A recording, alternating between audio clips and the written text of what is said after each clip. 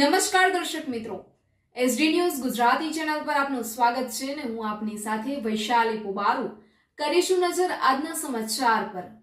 સાદલીથી શિનોર તાલુકાના સુરાશામળ ગામના માઈ ભક્ત રાહુલ પટેલના પૂજ્ય ગુરુજીએ નર્મદા માતાજીને ચુંદડી અર્પણ કરી નર્મદાજીની પરિક્રમા શરૂ કરી હતી।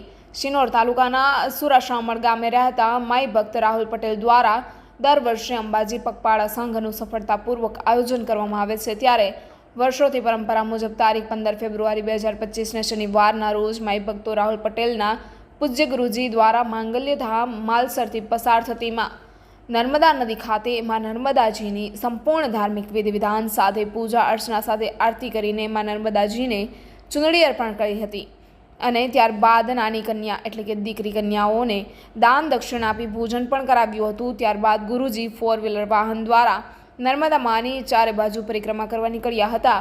આ પ્રસંગે હાજર તમામ શિષ્યો પ્રફુલ્લિત ગદગદિત થઈ ગયા હતા।